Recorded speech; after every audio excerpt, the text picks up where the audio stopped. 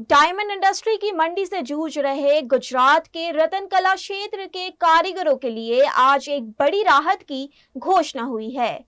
गुजरात के डायमंड उद्योग में बीते 3 वर्षों से गहराई मंदी के चलते हजारों कारीगर बेरोजगार हो गए हैं। इसी को लेकर मुख्यमंत्री भूपेंद्र पटेल ने 11 मार्च को ऑल गुजरात डायमंड एसोसिएशन के प्रतिनिधियों के साथ बैठक की थी और कारीगरों के हित में निर्णय लेने का आश्वासन दिया था। 74 दिन बाद आज 24 मई को राज्य सरकार ने बेरोजगार रतन कला श्रमिकों के लिए राहत पैकेज की घोषणा कर दी है। જે 31/3/2024 પછી જેમને કામ ના મળ્યું હોય, જેને નોકરી ના મળી હોય કે જેને હીરા કારખાનામાંથી છૂટા કરેલ હોય, આ પૂર્વેમાં એવા રત્ન કલાકારોએ ઓછામાં ઓછા 3 વર્ષ કોઈ પણ હીરાના કારખાનામાં કામગીરી કરી હોવી જોઈએ। હાલ હીરા ઉદ્યોગમાં રોજગારીથી વંચિત હોવો જોઈએ। રત્ન કલાકારની ઉંમર 21 વર્ષથી વધારે હોવી જોઈએ। રત્ન કલાકારોના બાળકોને 1 વર્ષ માટે ફીના 100% લેખે પ્રતિ બાળક ભરવામાં આવેલ સ્કૂલ ફી મહત્તમ 13,500 ની મર્યાદામાં હોવી જોઈએ। જે કઈ ફીસ હશે એ ફીસમાં 13,500 પ્રમાણે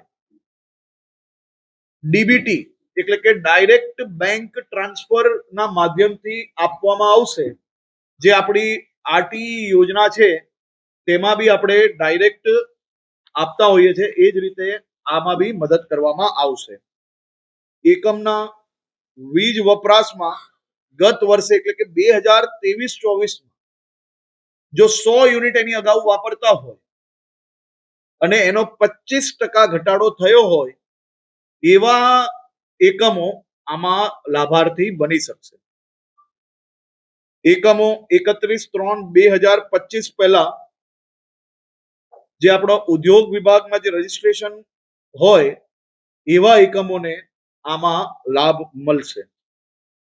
31/3/2025 આ એકમોને ખાસ કરીને રત્ન કલાકારો જોડે જોડે ભારતીય જનતા પાર્ટીની આ સરકાર દ્વારા તમામ નાના વેપારીઓ એ વધુમાં વધુ સારી રીતે વેપાર કરી શકે, વધુમાં વધુ ગુજરાતના યુવાનોને રોજગારી આપી શકે, તે માટે આ પેકેજના માધ્યમથી તમામ હીરાના નાના વેપારીઓ અને રત્ન કલાકારોને એક ખૂબ મોટો સહયોગ આપવાનો નિર્ણય એ ભારતીય જનતા પાર્ટીની આ સરકાર દ્વારા મુખ્યમંત્રી શ્રી ભૂપેન્દ્રભાઈ પટેલના માર્ગદર્શનમાં લેવામાં આવ્યો છે। गुजरात सरकार द्वारा घोषित राहत पैकेज को लेकर अब रतन कला कारीगरों की प्रतिक्रिया सामने आ रही है। રત્ન કલાકાર માટે જે આર્થિક પેકેજ જાહેર કર્યું છે સારી બાબત કહેવાય અને આજની સરકારને અમે ખૂબ ખૂબ આભાર માનીએ છીએ। પણ ખરેખર આમાં ક્યાંય ને ક્યાંય થોડું ડાયમંડ વર્કર યુનિયનની લાગણી દુભાણી હોય એવું લાગે છે કે જે આજે ડાયમંડ વર્કર દ્વારા જે માગણીઓ રાજ્ય સરકારને આપવામાં આવી હતી એમાંથી એક 13,500 ની જે શિક્ષણ ફીની જાહેરાત કરી છે એ દરેક રત્ન કલાકારને લાગુ પડે એવું લાગતું નથી। 200 રૂપિયા વ્યવસાય વેરો હતો, રત્ન કલાકાર બોર્ડની રચના કરવામાં આવે, આવી ઘણી બધી માગણીઓ અમે સરકાર સમક્ષ રજૂઆત કરી હતી।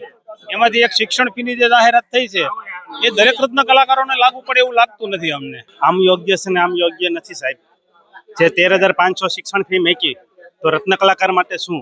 રત્નદીપ યોજના કરો, વ્યવસાય વેરો નાબૂદ કરો તો રત્ન કલાકારોને મળી શકે। અત્યારે 30,000 પગાર હતો, અત્યારે 12 થી 15,000 પગાર થઈ રહ્યો છે, તો કારીગરો શું કરે? રત્ન કલાકારો શું કરે? એક વર્ષમાં 70 આત્મહત્યા થઈ રહી છે, તો રત્ન કલાકાર માટે સહાય કરો કઈ, એવી સરકારની પાસે માંગણી છે। 2 दिन की जाहिरात में 74 दिन के बाद जो प्रेस कॉन्फ्रेंस की, उस निर्णय को हम स्वागत करते हैं, परंतु उसमें जो क्राइटेरिया रखा उसमें कहीं ना कहीं छूटछाट हो ऐसी हम सरकार से अपेक्षा करते हैं। रत्न कलाकार कल्याण बोर्ड, रत्न कलाकार व्यवसाय वेरो का नाबूद हो और आत्महत्या करना रत्न कलाकार के परिवार को मदद की जाए, ऐसी हमारी मांग थी। तो ये मांग जल्दी से जल्दी स्वीकार करे और रत्न कलाकार को बड़ी राहत के तौर पे एक रत्न कलाकार कल्याण बोर्ड की स्थापना करे, ऐसी हमारी मांग है।